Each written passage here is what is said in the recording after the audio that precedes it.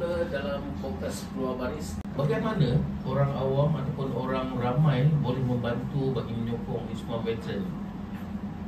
Sama ada melalui sumbangan duit, tenaga, sukarela ataupun kaedah lain. Setakat ini memang kita tidak mengharapkan bantuan luar sebab saya sudah menggunakan yuran. Saya tanggung bantuan. Tetapi bila kita katakan apa yang kita boleh bantu pada veteran-veteran kita yang memang tak mampu tu, saya rasa kalau ada rakan-rakan luar sana boleh dapat membantu, dia boleh salurkan bantuan melalui Persatuan Veteran terdekat ke, sampai terdekat tu boleh uruskan kemasukan di tempat saya, termasuklah membiayai kos dia, boleh bantu sini dan juga jangan lupa akan bantu juga supaya mewar-warkan kepada veteran-veteran kita di luar sana yang kita ada perkhidmatan penjagaan ini. Ya, ada perkhidmatan kan. Tak perlu dah katakan nak cari rumah waktu ataupun tak perlu dah katakan tak nak sangat masuk rumah waktu ni. Dan ini sedangkan ini memang kita boleh jaga macam di kampung kita. Yalah.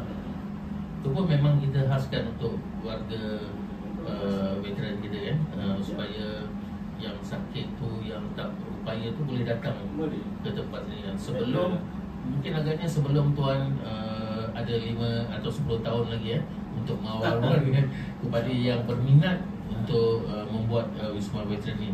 Dan kita telah pun sampai ke penghujung acara tuan.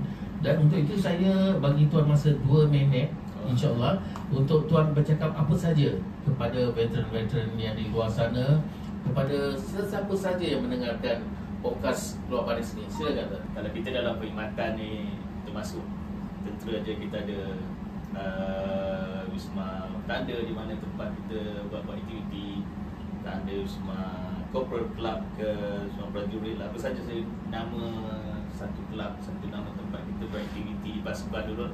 Bila di kita ada Sarjan Mes, Wisma Bintara kan, untuk senior rank tu, dan untuk pegawai ada Wisma Perwira, ada Wisma Samudra untuk pegawai. Tetapi bila kita keluar baris, kita sudah menjadi veteran.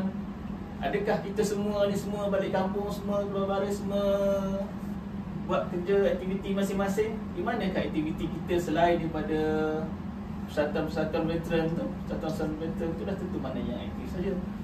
Saya mengharapkan supaya Wisma Veteran ni lah menjadi satu wadah kan, wadah baru untuk veteran selepas dia keluar baris bersara. Sinilah tempat aktiviti dia. Untuk aktiviti dia orang yang veteran yang masih sihat dia untuk beraktiviti kan, pusat aktiviti warga emas, pusat aktiviti veteran. Dan mana yang veteran yang terlantar dia macam dekat Wisma kita dulu jugalah, living in member kan. Jadi mungkin yang dia tak sihat tu sebagai living in member pada Wisma Veteran ni yang kita akan sama-sama jaga warga emas tu.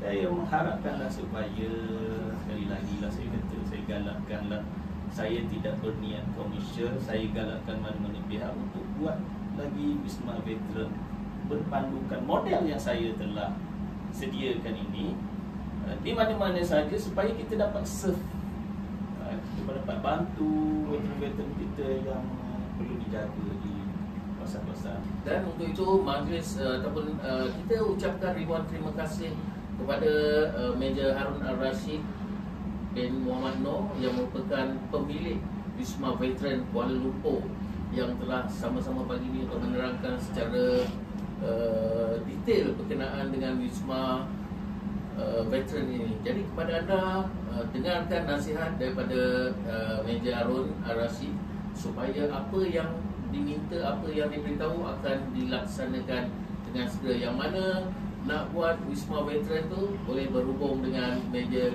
Harun Al-Rashid. Maka dengan itu sekian, wabillahi taufiq wa hidayah. Wassalamualaikum warahmatullahi wabarakatuh. Kita